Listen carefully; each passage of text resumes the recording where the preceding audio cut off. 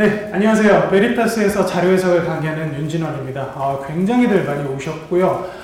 이 정도 분위기면 거의 이제 올해 연말에 12월 정도에 모의고사 강의 들을 때 정도의 수준인 것 같은데, 그만큼 여러분들이 이제 PSS에 대해서는 이제 본질적인 고민을 해야 되는 시기가 왔다라고 생각을 합니다. 그래서 이제 저희 강사들도 여러분들의 그런 이제 수요를 익히 좀 알고 있고, 그래서 여름이 본격적으로 시작되는 7월에 이제 여러분들이 가지고 계신 PSS에 대한 이제 공통적인 고민들, 물론 개개인에 따라서 고민은 좀 다르실 거예요.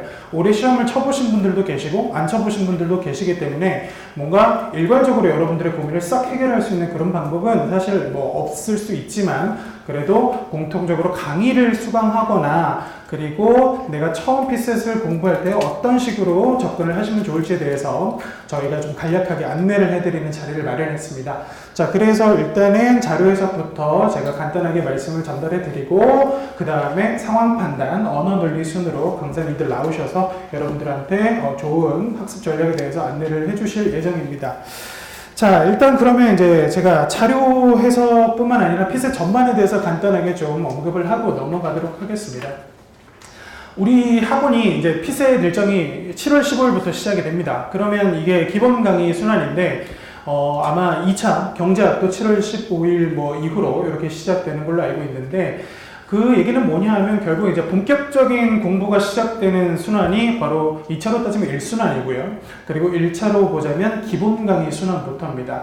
그래서 여러분들이 7월부터는 아마 지금까지도 굉장히 스케줄이 녹록치 않았을 거예요. 하지만 지금부터는 더 여러분들의 상상을 뛰어넘는, 여러분들의 어떤 물리적인 체력을 초월하는 정도의 수준을 요구받으실 텐데, 근데 중요한 거는 여러분들의 몸이나 어떤 체력은 한계가 있죠. 그래서 무작정 모든 과목들을 그냥 꾸역꾸역 소화하는 것보다는 좀 더 효율적인 방법으로 소화를 하시면 좋을 거라고 생각이 됩니다. 자, 올해 시험 얘기를 하지 않을 수가 없는데, 올해 시험을 보신 분들 좀 많이 계시죠? 그러면 결국 이제 올해 시험에 관해서 얘기할 수 있는 거는 좀 경향이 바뀌었다라는 거. 저희 강사들이 문제를 분석했을 때도 뭐 기초적인 부분에서는 뭐 예년의 수준을 그대로 유지했지만 그래도 조금 변화된 부분이 있기 때문에, 특히 올해 3월에는 학생들이 커트라인을 예상하면서 굉장히 혼란이 컸던 한 해였다라고 생각이 됩니다. 자, 그래서 점수 얘기를 좀 해볼게요.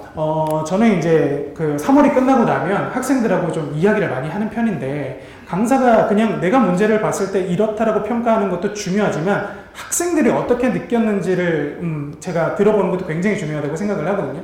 이제 저한테 오시는 분들 중에서 평균 점수가 제일 많았던 점수가 평균 70이에요. 자, 70인데, 저 일행 기준은 한 5점 정도 모자라는 것 같은데, 올해 뭐 어떻게 좀 공부하면 될까요? 이런 식의 문의가 많았는데, 작년하고 올해하고 조금 느낌이 달라요. 어떻게 다르냐면, 자, 작년 기준, 18년도에는 어떤 분들이 좀 있었냐면, 점수가 75, 70, 65, 그리고 72.5, 그리고 67.5, 70. 자, 평균 70 맞아요? 죄송합니다. 제가 너무. 예, 70 맞아요. 그래서 이걸 보시면 고루고루 득점은 했어요. 근데 뭐 하나 특출나게 내가 유리하다라고 말할 수 있는 영역은 좀 없죠. 근데 올해는 점수가 평균 70점 똑같은데 학생들이 어떤 점수를 받아오냐면 60, 80, 70 이런 경우가 있고요. 그리고 언어 잘 본 학생도 있었어요. 80, 55, 눈물이 앞을 가리죠. 75, 그리고 뭐 75, 75, 60. 물론 이 점수가 전체 수험생들을 대표하는 건 아니지만 특히 이런 수험생들이 제가 상담한 수험생들 중엔 많았거든요. 보면은 자, 80, 80, 뭐 75, 75, 그리고 75. 이렇게 보면 어느 정도 커트라인을 넘어설 수 있는 점수를 받은 과목이 분명히 있는데, 자, 이게 커트라인에서 여러분들의 발목을 잡는 그런 경우가 될 수 있었다는 거죠. 그래서 제가 드리고 싶은 말씀은, 결국 올해 시험이 작년과 달라진 점은 뭐냐 하면, 여러분들이 PSS를 공부하실 때 언자상의 밸런스가 중요하다는 말씀을 꼭 드리고 싶어요.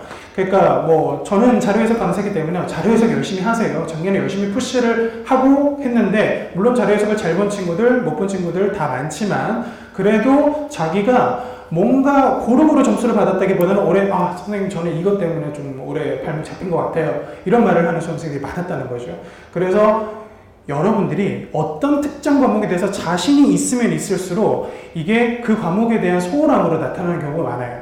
그래서 그런 걸 생각해 보시면 언어 자료 상황 중에서 내가 특정 전략 과목이 있다 하더라도 거기에 대한 공부를 소홀히 할 경우에는 분명히 이게 나중에 리스크가 될 수 있다는 거 고민을 좀 하셨으면 좋겠고, 그래서 언자상에서 좀 밸런스 있는 공부를 하시기 위해서는 저는 이렇게 일괄적으로 설명 같은 거에 참석하셔서 이 한 시간이 여러분들한테 굉장히 중요한 시간인 거 잘 압니다. 근데 이 한 시간이 아무렇지도 않은 시간으로 생각하고 나중에 날렸을 때 여러분들이 방향이 우리가 출발이 여기고 목표가 여기면 이렇게 가는 게 제일 좋잖아요. 근데 이렇게 갈 수도 있어요. 그래서 초기에 여러분들이 어떤 공부 방향을 설정하느냐에 따라서 저는 이 경험은 달라질 수 있다고 봅니다. 자, 그래서 언자상 밸런스가 중요하다는 말씀을 좀 꼭 드리고 싶고, 그러면 이제 저희가 말씀드리고 싶은 거는 이제 강사분들이 다 말씀을 해주시겠지만 유인물 나중에 보시면 결국에는 기출 분석이 중요하다는 말을 써놨을 거예요. 그러면 이 기출 분석이라는 거는 아까 말씀드린 것처럼 밸런스가 중요하면 여러분들이 어떤 과목 잘한다고 해서 그 과목을 제끼는 게 아니라 언자상에 대한 기출 분석을 하셔야 돼요. 그러면 언어 자료 상황이든 무슨 과목을 공부하고 분석하는데 전 적어도 한 달 이상은 필요하다고 생각해요. 왜냐면 강의 듣죠. 그리고 복습하죠. 혹은 뭐 종합반에서 스터디하거나 혼자 기출 분석하실 수도 있어요. 그러면 그걸 한 달만 잡아도 7월 15일부터 시작을 하죠. 7월 15일부터 시작하면 자료, 상황, 언어 이쯤 되면 찬바람 붑니다. 제가 항상 하는 얘기인데 찬바람 불면 우리는 기분이 더러워져요. 왜냐하면 이제 3월이 다가오기 때문이죠. 근데 만약에 이 기간 동안 필승 뭐 나중에 하지 이렇게 해놨다가 저 기간에는 이제 모의고사를 풀기 시작해요. 그리고 여러분들이 모강에 들어가게 됩니다. 그러면 딱 스트레스 받는 게 뭐냐면 여러분 성적표가 떠요. 그러면 지금도 아마 하실 텐데 저기 여러분들 성적이 몇 퍼센트 이게 나오기 시작합니다. 그러면 필셋은 실력뿐만 아니라 심리적인 것도 굉장히 중요해서 그때부터 멘탈이 흔들리면 아마 공부를 제대로 하지 못할 가능성이 큽니다. 그래서 기출 분석을 하기 위해는 절대적인 시간이 좀 필요하고요. 그래서 한 달씩만 잡더라도 저는 7월이 마지노선이라고 개인적으로 생각을 합니다. 자, 그러면 여러분들이 7, 8, 9, 10월 동안 강의들을 쭉 들으시면서 기출 분석만 제대로 해놓으셔도 나중에 문제를 풀 때 좀 더 수월한 상황을 맞을 수 있을 거라고 생각합니다. 그때 학생들이 제일 많이 하는 질문이 뭘까요? 선생님, 1차, 2차 비중 어떻게 하면 좋을까요? 정말 저는 한 1000번 이상 듣는 것 같아요. 근데 이게 나쁜 질문이 아니거든요. 근데 그 질문을 하는 학생들을 보면 1차든 2차든 다 잘 안 돼 있어요. 그러니까 없는 살림에서 나눠 쓰려고 하니까 이게 힘들어지는 거거든요. 죄송합니다. 그렇기 때문에 저는 미리 1차를 좀 해두셔서 그때 여러분들이 내가 1차는 좀 안정적이니까 문제풀이에서 현상 유지할 정도면 된다면 그때는 저한테 그런 질문을 하러 오시지 않을 거예요. 오실 필요도 없고. 그래서 결국에는 여러분들이 언젠가는 해둬야 되는 작업인데 뭐 이제 삼순환 한번 밟아보신 분들도 있겠지만 가면 갈수록 우리 시간 없어요.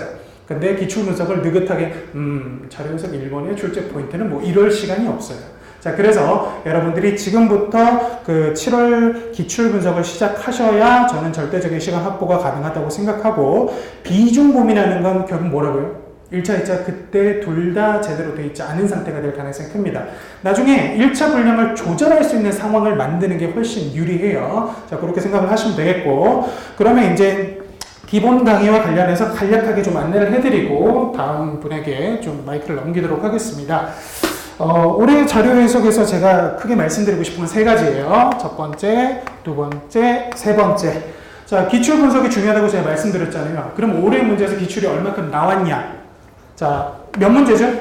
40문제잖아요. 그죠? 올해 기출에서 유사하게 나온 문제는 38문제입니다. 몇 퍼센트예요? 죄송합니다. 직업병이에요. 자, 예전에는 우리가 이걸 가지고 이제 선지를 어떻게 구성했냐면, 저라면 이거를 첫 번째 90% 이상이다라고 얘기할 수 있죠. 어떻게 해요? 어림산하면 49, 36인데 그거보다 넘어가잖아요. 90% 이상이에요. 근데 출제 경향이 변화해서 조금 더 계산을 요구하는 지역적인 선지처럼 보이려고 해요. 그러면 95% 이상인가를 물어보는 게 최근 트렌드예요. 95% 이상인가요? 자, 이걸 확인하려면 우리 어떤 사고 해야 되죠? 여사건 해야 되죠. 여사건이 몇 건이에요? 2건이죠. 40분의 2는 얼마예요? 20분의 1인데 이게 몇 배죠? 20배죠. 그러면 5%. 딱 95% 걸린다는 얘기예요. 자, 그래서 최근 출제 경향을 알고 공부하는 거랑 그냥 시키는 대로 뭐 풀리네. 혹은 잘못 보면 내 눈이 삐꾼가 봐. 이렇게 하고 보는 거는 전혀 방법이 다릅니다. 자, 그래서 결국 기출에서 재현되는 율이 거의 95%에 육박하기 때문에 기출 분석을 하는 게 중요하지 어려운 문제를 풀면서 여러분들이 지적 유의를 즐기는 게 중요하다고 생각하진 않아요. 자, 그래서 기출을 철저하게 분석을 하셔야 되고, 자, 두 번째는 뭐냐 하면 올해 특히 제가 이제 강조하는 부분은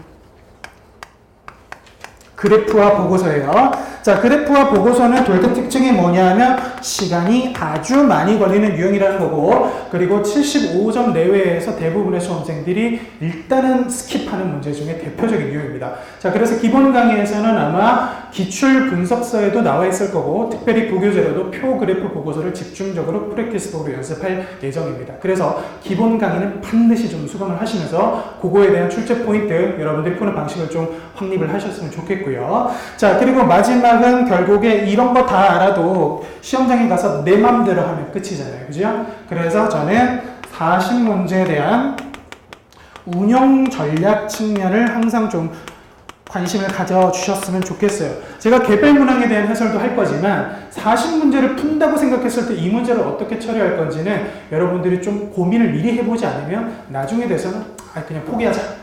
이거는 맞출 수 없어. 그럼 나는 90점부터 시작하겠다. 그러면 내 점수는 90점이 당연히 아니죠. 자, 그렇기 때문에 지금부터 풀이 운용 전략 측면을 고민할 수 있는 건 저는 여러분들이 강의를 통해서도 가능하고 저한테 개인적으로 질문을 해주셔도 가능하겠습니다. 자, 그래서 크게 강의는 이렇게 세 가지 포인트를 중심적으로 둘 거고요.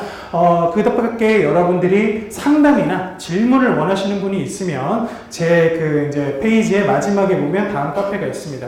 가입하신 분들은 바로 상담이나 질문글을 올려주시면 되겠고, 만약에 가입하지 않으신 분들은 그렇게 해서 언제든지 저하고 상시적으로 상담이 가능합니다. 저는 여기 살거든요. 그렇죠? 그래서 상담을 12시에 하기도 하는데, 자, 그거는 여러분들이 얼마든지 궁금한 게 있으시면 해결할 수 있다는 걸 알려드리는 거기 위한 거니까 절대 저한테 오실 때 좀 부끄러운데 이런 생각 하실 필요 없고, 여러분들 고민이 있을 때마다 언제든지 찾아오시면 되겠습니다. 자, 그렇게 해서 자료 행사뿐만 아니라 다른 과목의 밸런스가 중요하다는 말씀을 드리고 싶어요. 그렇게 여러분들이 7월을 잘 준비하셨으면 좋겠습니다. 자, 그러면 저는 여기까지 좀 마무리를 하고요. 다음은 상황 판단 길규범 강사님 소개해드리겠습니다. 박수 한번 주세요. 네, 안녕하세요. 상황 판단 강사 길규범입니다. 반갑습니다. 제가 어디 가서 작은 키가 아닌데 항상 윤진원 강사님과 있으면 올려다보게 돼요. 지금도 방금 뒤에서 약간의 비교가 됐는데, 어쨌든 상황 판단에 대한 안내를 좀 드려보면요. 네, 많이들 와주셔서 감사하고요. 기본 강의에 대한 안내 및 19년도 총평에 대한 간단한 안내를 드릴 예정이긴 합니다. 그런데 전에 제가 기초 강의를 진행했을 때 보면 아직 19년도 시험을 응시 안 하신 경우들도 꽤 많으시더라고요. 그래서 19년 총평에 대해서는 비중을 좀 낮출 테니까요. 나중에 풀어보신 다음에 아마 검색을 해보시면 제가 법률저널에 기고한 19년 총평이 A4 용지 한 5페이지, 6페이지 분량이 있어요. 완벽하게 분석해놨으니까요. 나는 좀 나의 자체적인 분석이 끝났다 하시는 경우에 그걸로 참고해 보시면 좋을 것 같고요. 간단한 19년도 총평만 드려보도록 하겠습니다. 올해 시험 보신 분들 계실 텐데 올해 상황 판단 시험 어떠셨나요? 이 분위기잖아요. 그래서 이 분위기에서 올해 난이도가 조금 높은 편이긴 했죠. 그래서 정답률 50% 이하의 약간 변별력 있는 문제 개수를 보면 올해 19년도 시험이 11문제였거든요. 이거는 2012년도 11문제와 비교해서 이게 역대 제일 많았던 해예요. 그래서 50% 이하 변별 있는 문제들이 제일 많았던 해인 거고, 나머지 13, 14, 16년도가 그 다음으로 많았는데 이때는 8문제였거든요. 그러니까 올해 정답률 좀 낮은 변별력 있는 문제가 예년보다 좀 많았다는 것들을 확인해 두시면 될 테고요. 반면에 정답률 90% 이상의 누구나 득점 포인트로 삼는 문제들이 있죠. 꼭 맞히고 넘어가야 되는 문제들이 올해 5문제로 역대 제일 적었어요. 직전 연도 18년도에요. 직전 연도 18년도에 이 개수가 몇 개였냐면 14문제였거든요. 90% 넘는 문제가 14문제였어요. 근데 올해 그게 5문제로 줄었죠. 가장 큰 이유가 뭐예요? 문제 푸신 분들 아시겠지만 텍스트 문제에서 일치부합형 문제들이 잘 안 보였죠. 근데 그 위치가 표로 정보를 제시한 문제로 대체되긴 했어요. 근데 그 문제들 역시도 해결하실 때는 그냥 발췌도 하시면 돼서 문제 푸는 스킬이나 접근하는 방식은 유사한데 일단 형태적으로 텍스트 문제면서 일치부합 문제가 안 보이다 보니까 당황하셔서 90분의 전략이 잘 운영이 안 되다 보니 그러니까 전반적으로 정답률이 좀 떨어졌다고 보는 게 더 정확할 거거든요. 그러니까 올해 문제가 막 극악의 난이도 문제가 있진 않아요. 2012년도 이 문제도 보시면 11번 문제 안나푸르나 문제 좀 전에 저랑 만나서 얘기하신 분들도 몇 분이 안나푸르나 문제 이거 어떻게 푸냐고 질문하시던데 이런 문제나 아니면 15번 문제가 엘리베이터 타고 6층 순찰하는 문제라던가 17번 문제 피자 나와서 먹일 수 있는 경우에서 따지는 문제나 뭐 이런 식의 조금 약간 임팩트 있는 어려운 문제가 딱 있다기보다는 전반적으로 잽이 계속 날라와요. 난이도 1부터 5까지 리커트 척도를 했을 때 난이도 점점 상승할 때요. 극악스러운 5의 문제가 있지는 않습니다. 다만 1도 없어요. 계속 3 안팎에 잽이 날라오다 보니까 건드리면 못 푸는 문제들이 꽤 있으신 거죠. 쉽게 풀리는 문제가 없다 보니까. 그러니까 당황해서 전략이 제대로 준비가 안 되신 케이스에서는 정답률이 이렇게 떨어지는 해서 올해 경향이 다소 난이도가 있었고요. 특히나 보통 학생분들이 그렇게 하시잖아요. 유형을 5개로 구분했을 때 텍스트 법조문, 저는 계산, 규칙, 경우의 수 이렇게 5개로 나누고 요 3개를 그냥 묶어서 기타 유형입니다 라고 하는데 보통의 학생분들이 전략을 세우실 때 다 대비 안 하시죠. 나는 요거 정확히 잡고 요거는 당일 컨디션 봐서 선별해서 풀어야지 뭐 이런 식으로 전략 세우신단 말이에요. 소극적 전략. 이러신 분들의 경우에 올해 문제에서 낙폭이 훨씬 컸어요. 그렇다고 해서 이 유형의 개수가 갑자기 급격히 늘어난 것도 아니거든요. 해마다 이 17, 18, 19년도가요. 해마다 이 2개 유형이 18문제, 이 유형이 22문제였어요. 그 중에 셋 중에 제일 많이 나오는 건 계산 문제. 그동안 뭐 8문제, 9문제 나왔다가 올해는 11문제가 출제됐거든요. 그러니까 최근에 계산 유형의 문제가 이 3개 유형 중에서는 제일 많이 나오고 이게 1순위, 경우의 수 2순위, 단순 규칙 문제가 3순위 이렇게 출제가 되는데 제대로 대비를 안 하신 경우에 올해 데미지가 훨씬 크셨죠. 그래서 작년까지, 재작년까지 문제 난이도가 실은 역대급 제일 쉬웠어요. 17, 18년도가 상한 판단 실시된 이래로 제일 쉬웠던 해인데 이때 점수 받으시거나 혹은 이 문제 풀어보시고 에이 풀만하네 라고 생각하신 경우에 상한 판단 준비를 좀 소홀히 하시면 올해 평균적으로 한 3문제 정도의 점수 하락이 있었어요. 그런데 이 유형의 대비가 덜 되신 분들은 훨씬 더 큰 폭으로 떨어지는 케이스를 많이 봤거든요. 그래서 올해는 아예 수업 때 이 부분들 중점적으로 비중 높여서 하고 있잖아요. 잘 대비해 두셔야 최근 시험의 경향이 좀 대비가 되실 테니까요. 19년도 난이도 분석 잠깐 해봐드렸고요. 좀 더 자세한 분석은 뒤에 다 같이 이제 그 스케줄에 따라서 19년도 문제를 풀 수 있는 상황이 되면 그때 다 같이 푸시고 좀 더 정확한 분석을 해봐드리도록 하겠습니다. 그래서 간단한 분석 해봐드렸고요. 좀 전에 윤진영 강사님 강의 보면서 상하판도 되게 유사한 것도 있더라고요. 이게 막 점수 적으셨잖아요. 근데 그때 상하 판단으로 합격하신 케이스는 별로 없었어요. 상하 판단이 제일 고득점인 경우가 없었거든요. 그러니까 상하 판단은 대체로 선방하는 과목이 많은데 상하 판단을 소홀히 하시다 보면 얘가 제일 천덕꾸러기예요. 점수가 많이 빠지면 다른 과목을 좀 메꾸기가 좀 어려운 과목인 거니까 아까 강조하셨잖아요. 언자산 생활 과목의 밸런스 가장 소홀하기 쉬운 상하 판단이긴 하지만 잘 대비해 두셔야 안정적인 합격이 가능하실 겁니다. 또 다시 말씀을 드리고요. 또 아까 이거 있었잖아요. 40문제 중에 38문제 나왔다고? 상하 판단도 그거 하시잖아요. 여기가 복잡할 것 같으면 아까 여사건이라는 용어 쓰시던데 상하 판단도 반대쪽 사고를 하셔야 되는 거니까. 그러니까 기출 문제에서 요구하는 사고, 언자상 각각에서 요구하는 사고가 다 유사해요. 그래서 준비해 두시면 더 편하실 테니까요. 그래서 38문제보다는 당연히 2문제 신경 쓰는 게 훨씬 더 쉽죠. 만약에 대표적인 예가 지금 생각나는 게 2017년도 17번 문제가 뭐냐면 어플리케이션 문제거든요. 혹시 보신 적 있을까요? 9개 어플리케이션에서 조건 하에서 뭔가 계속 휴대폰이 켜져 있기 위한, 거기서는 9개 어플리케이션이 존재하고요.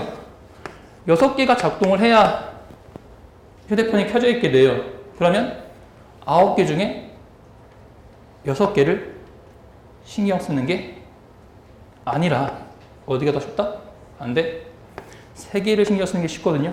근데 이 사고는 실은 그 전에 16년도 16번 문제, 14번 문제에서 나왔었어요. 그게 뭐냐면 9명이 원탁에 앉아서 마피아 게임 같은 거 하는 문제 있죠.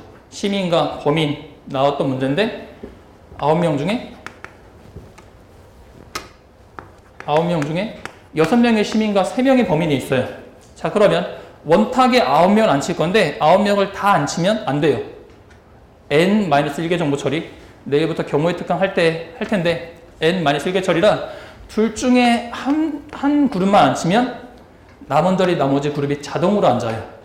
그러면 시민과 범인 중에 누굴 신경 쓴다? 3명의 범인을 신경 써서 9자리 중에 3명의 범인을 앉히면 나머지 시민이 자동 결정이란 말이죠. 그래서 실은 이 문제에서 이거 사고를 했으면 그 다음 17년도 문제에서 또다시 그 사고 쓰고, 이런 식의 기출문제는 계속 그 장치를 반복해서 출제하고 그런 부분들을 수업 때 말씀을 드리잖아요. 그러니까 지금 상하 판단 보시면요. 학생분들이 잘못 생각하시는 게 이 문제 또 안 나와요. 나와요, 그 문제. 그 장치가 계속 다시 발현되고 그런 문제에서 다시 쓰는 스킬들이 다 정형화되어 있거든요. 제가 수업 때 극단적으로 2014년도 이후에는 새로운 스킬이 등장하지 않습니다라고 말씀드리거든요. 2014년도 이후에는 다 기존에 나왔던 문제들이 다시 변형되어 나오니까 그런 것들이 잘 안 보이시면 일단 강사들 강의를 통해서, 저희 그 베리타스 지금 3명 다 모여있지만 저희 특징이 그거잖아요. 수험생 출신에 다들 제 공부 기간들이 좀 있고 그 과정에서 피셋 분석을 열심히 잘 해서 어떻게 점수를 상승시켜야 되는지 아는 분들끼리 모여서 좀 베리타스 피셋 강사진을 이루다 보니까 아마 이런 점들이 저희들의 장점일 것 같고, 그래서 오늘 모여서 이렇게 설명회도 하고 하니까요. 지금 뭐 어떻게 준비해야 될지 막막하신 분들의 경우에는 일단 강사가 준비한 프로그램에 따라서 잘 꾸준히 참여를 하시면 자연스럽게 그런 부분들을 강사들이 전달해 드릴 수 있을 거예요. 그러니까 이거 혼자 할 수 있지. 근데 대신 혼자 하면 시간이 걸리니까 강사들이 짜는 프로그램에 따라서 하시면 좀 더 체계적인 변화가 생기실 거라고 저는 확신을 하고요. 그래서 지금 이제 어떻게 준비를 해야 되니 하는 학습 전략들이 궁금하실 텐데, 그렇죠. 아까 말씀하신 대로 7월 15일부터 경제학과 1차 과목이 동시에 시작을 하죠. 지금 여기 압도적으로 초시나 시험 경험 없으신 분들이 많을 걸로 알아요. 지금 이게 종합반 대상인 거니까. 제가 설문지 받아서 봤을 때 제시 이상보다는 초시거나 아직 시험 경험 없으신 분 많은데, 그때는 처음 준비하실 때는 절대적으로 1차 비중이 높아야 됩니다라고 말씀드리거든요. 1차는 지금 하시는 거예요. 1차 공부는 지금 해놓으셔야 어느 정도 이게 1차의 비중과 2차의 비중이어서요. 공부 기간에 따른 노력 수준인 건데 1차는 떨어지고요. 2차 비중이 점점 늘 거예요. 해서 합격 직전에는 당연히 2차 과목의 비중이 높은 게 맞는데요. 당장 지금은 1차를 해두셔야, 그래야 이제 내가 1차 점수가 원하는 목표 점수만큼 빨리 도달할지 아니면 만만하게 도달할지가 나와요. 만약에 찬바람 불 때부터 시작했는데 이 케이스면 그럼 어때요? 내 후년 시험을 기약하시게 되는 상황이 발생하시거든요.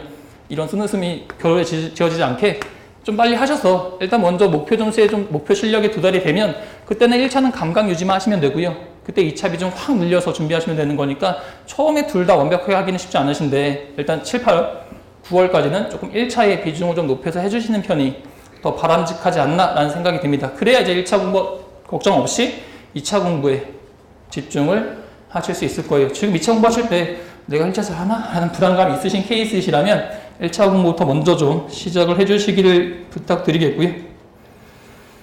그죠. 그 다음에 이제 공부하실 때 방향이 제일 중요해요. 아까도 잘 그려주셨는데 강사들 생각이 다 비슷해요. 공부하는 경우에는. 빨리 갈 수도 있고 돌아갈 수도 있잖아요. 방향이 제일 중요한데 상황 판단이 제일 헤매기가 쉬운 과목이라 아무래도 좀 가이드가 있는 편이 좋으실 것 같고요. 그래서 방향 잘 맞추면 상황 판단도 충분히 점수의 상승이 가능한 과목이니까요.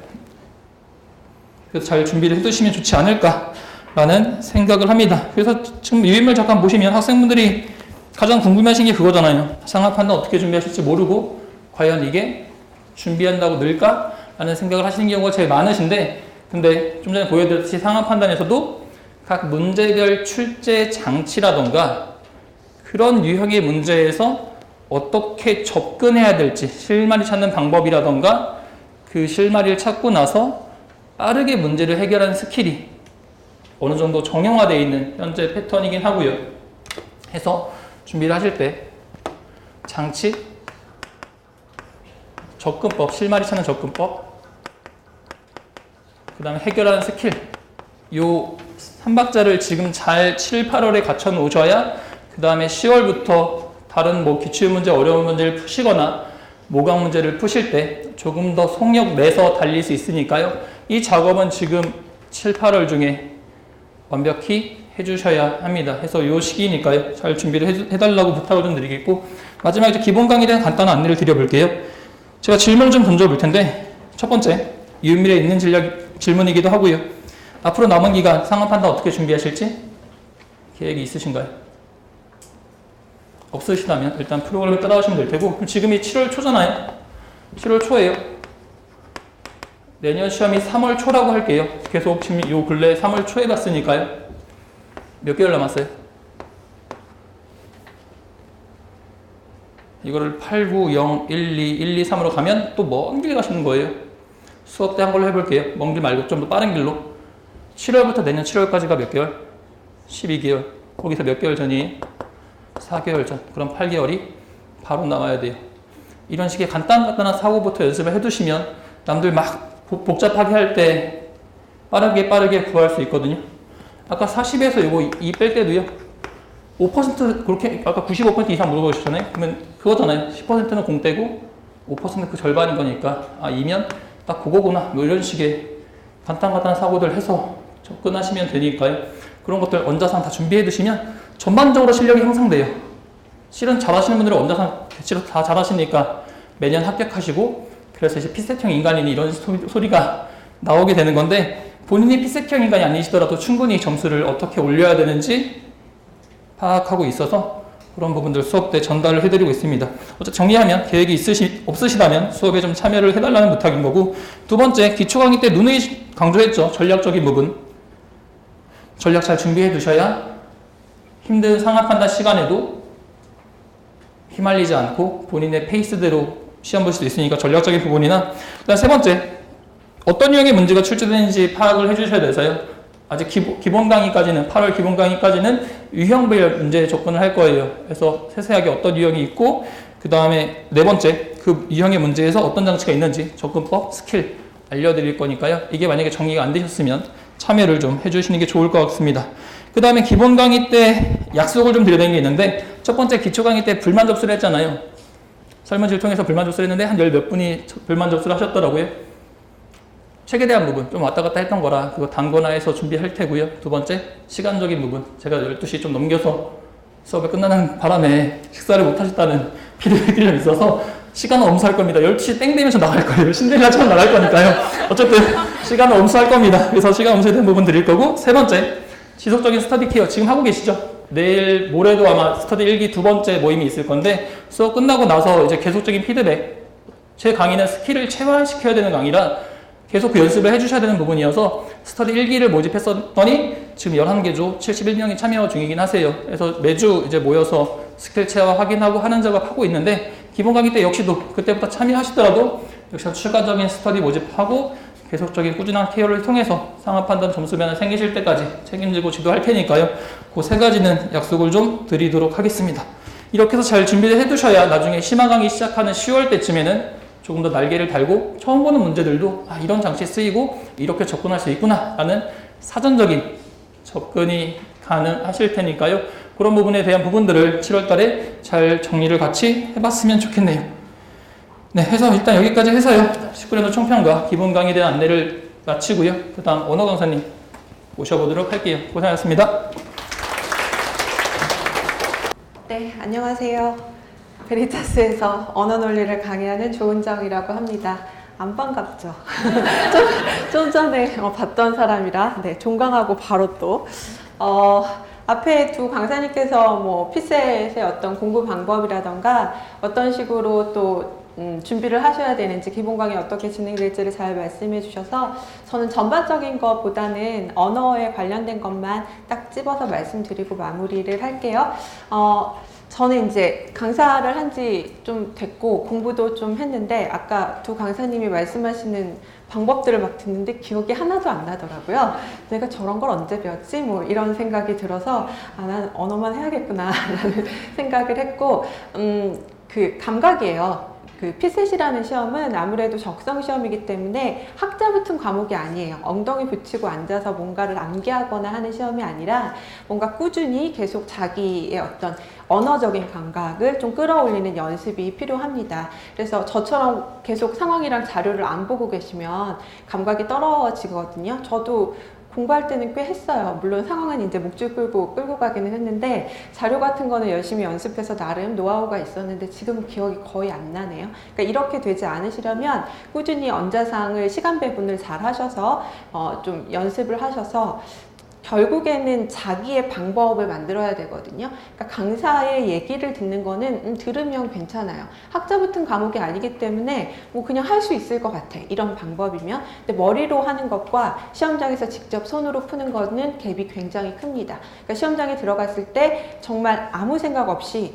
기계가 된 것처럼 방법대로 푸셔야 돼요. 그러려면 결국 언어 논리나 피셋 같은 과목에서 제일 중요한 거는 전략 세우는 거예요. 얘를 어떻게 세울 것인가.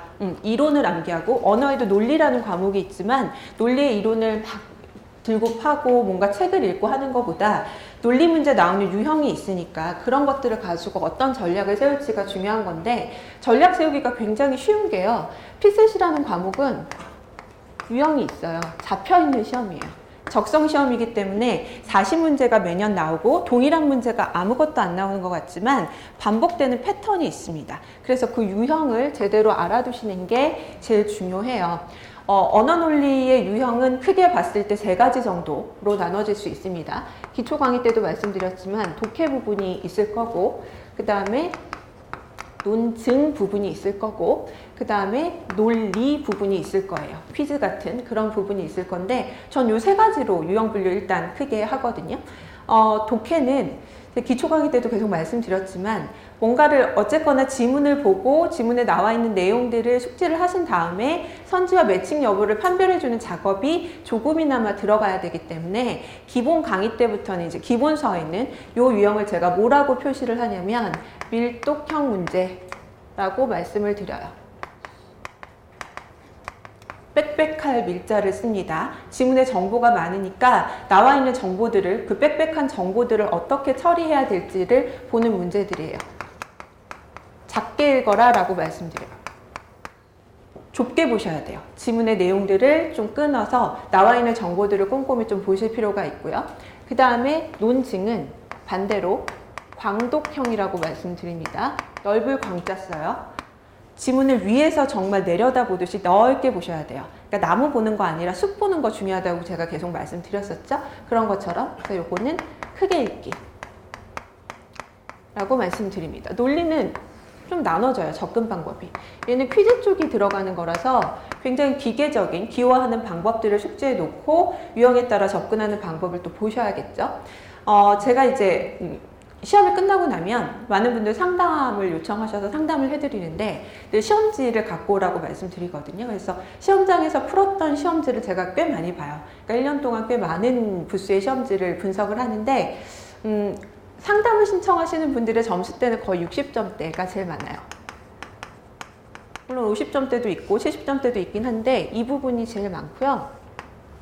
상담 신청하시는 분들의 그 시험지를 봤을 때 이거를 가지고 계시는 분들은 한 분도 없었어요. 그러니까 전략이 있는지 없는지는 사실 어디서 판가름이 나냐면 시험지를 보면 독해 문제와 논증 문제, 밀독형 문제와 광독형 문제의 지문을 읽어내는 방식이 하나도 다르지 않으면 전략이 없는 거예요. 그래서 밀독형 문제는 좀 꼼꼼히 봐야 되니까 2분에서 2분 30초 정도. 그 다음에 광독형 문제는 대충 봐도 넓게 봐도 답이 나오는 거니까 짧으면 1분, 1분 30초 이내. 논리는 조금 어려울 수 있어요. 그러니까 3분 정도.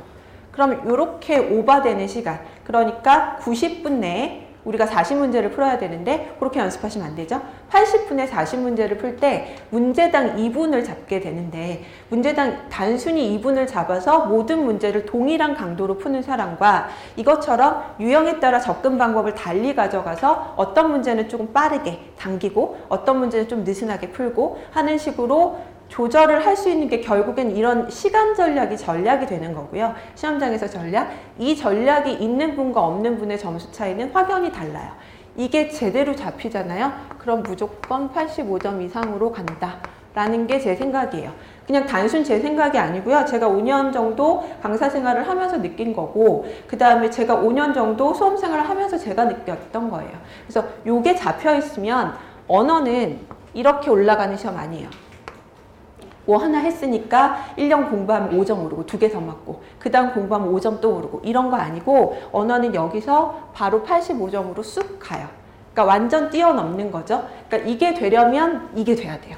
유형별 읽기 방법이 명확하게 달라지고 유형에 따라 접근 방법을 명확하게 정해놓고 연습이 들어가야 되거든요. 그래서 모든 지문을 동일한 강도로 동일한 방식으로 밑줄을 치면서 읽는다? 이건 아직 전략이 안 세워진 거고 유형이 안 세워졌다라는 거죠.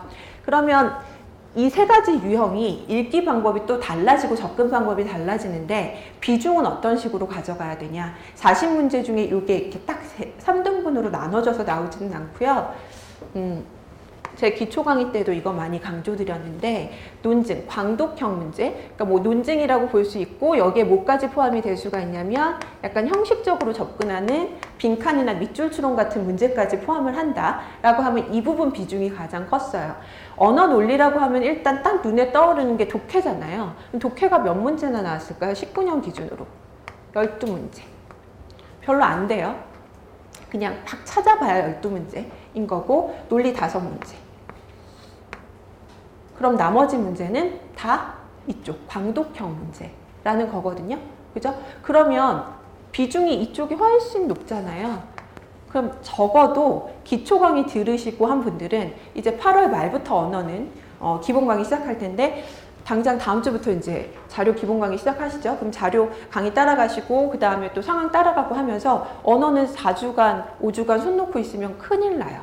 그렇게 하시면 안 되고 조금이라도 시간을 투자해서 지문 같은 거 보는 연습을 좀 하셔야 되는데 그때 무슨 연습을 하셔야 되냐면 다른 거는 못해도 얘는 좀 하셨으면 좋겠어요.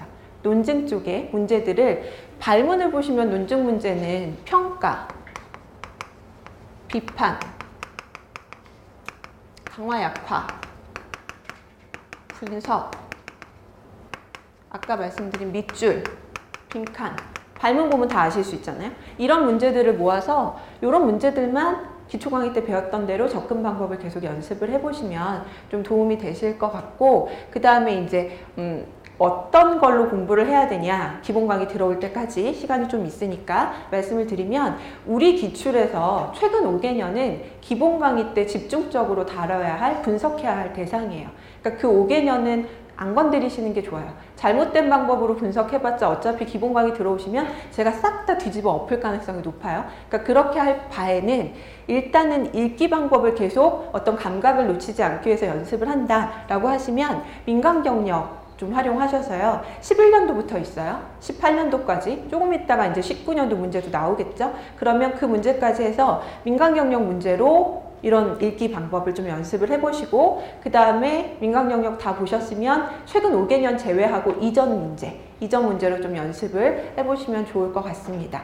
그렇게 하시면 기본 강의 때 이제 딱 들어오시면 뭐를 좀 할 거냐면요.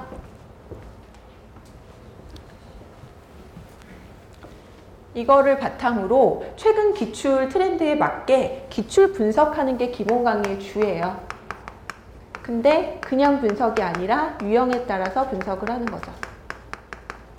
그래서 기초 강의에서 배웠던 것보다 좀 잘게 쪼갤 거예요. 세부적인 유형으로 좀 크게 봤다면 기초 강의 때는, 기본 강의 때는 세부적인 유형으로 들어가서 제가 언어는 일치차이법을 잘해야 된다라고 말씀드렸잖아요. 어떤 것들이 차이가 나는 문제, 발문에 따른 차이에 따라서 그 차이 나는 문제들을 또 비슷하게 모았을 때 접근 방법이 어떤 부분에서 비슷한 부분이 있는지, 이런 것들로 유형 분류하는 작업을 할 거고, 그 유형에 따라서 어떻게 접근을 할 건지, 근데 중요한 거는 시험장에서 접근하는 방법, 좀 실전적인 접근 방법을 여러분들한테 안내드리는 방향으로 강의는 진행이 될 거예요. 그래서 기본 강의 때 일단 뭐를 한다라고 생각하시면 되냐면, 제가 요거 강의할 때마다 맨날 보여드리는 거 있어요. 이거 파일인데 지금 피셋 기출 정리한 파일이에요. 제가 수험생 때, 강사 때 만든 게 아니라 수험생 때 만든 파일인데 유형별로 정리를 했어요. 언어논리 유형은 결국엔 발문으로 나눠지기 때문에